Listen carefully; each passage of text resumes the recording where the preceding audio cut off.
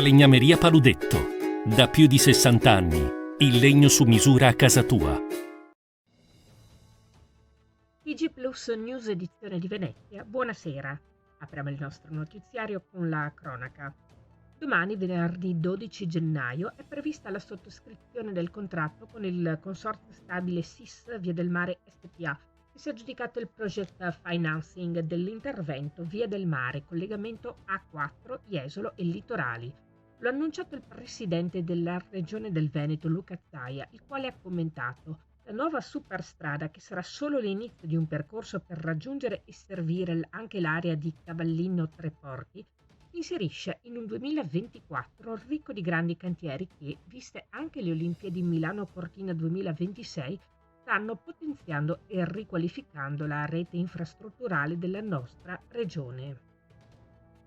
Cambiamo argomento.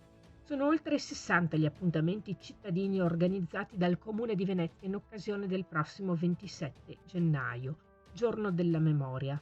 Adempiendo alla legge 211/2000, l'amministrazione ha quindi presentato un ampio programma di iniziative per ricordare le vittime dell'Olocausto, degli effetti delle leggi razziali e tutti coloro che hanno messo a rischio la propria vita per proteggere gli ebrei perseguitati e deportati. Iniziative organizzate con il Coordinamento Cittadino per il Giorno della Memoria, che comprende circa 80 soggetti tra enti, istituzioni e associazioni. Tutti i dettagli delle iniziative nel nostro sito notizieplus.it. Ci spostiamo a Jesolo, dove l'amministrazione comunale ha approvato il progetto di fattibilità tecnica e economica per la realizzazione della pista ciclabile di via Drago. Il progetto prevede la realizzazione di una pista ciclabile che segue il corso del fiume Sile per una lunghezza complessiva di circa 1 chilometro, proseguendo il tratto che costeggia la laguna e prosegue su via Cristo Re, di cui l'iter ha raggiunto la fase dell'affidamento lavori. La ciclabile consentirà di raggiungere il centro storico di Jesolo.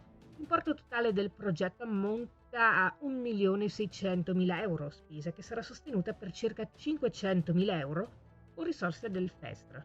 I lavori dureranno circa un anno e inizieranno nel 2025. Parliamo ora di sport con il calcio. Giulio Giacomin è il nuovo allenatore della Cimestre. Triestino classe 1967 con una lunga esperienza prima da calciatore e successivamente come tecnico. Mister Giulio Giacomin ha rescisso il contratto che lo legava con il Pisa in queste ultime ore per accettare la proposta del presidente Serena e del DS Busolin e si è messo immediatamente a disposizione dirigendo l'allenamento odierno. Giulio Giacomin si è legato alla società arancionera anche per la stagione 2024-2025. Si conclude qui il nostro notiziario. Grazie per essere stati con noi. Arrivederci.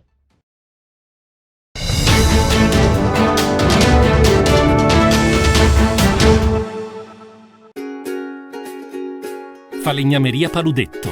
Da più di 60 anni. Il legno su misura a casa tua.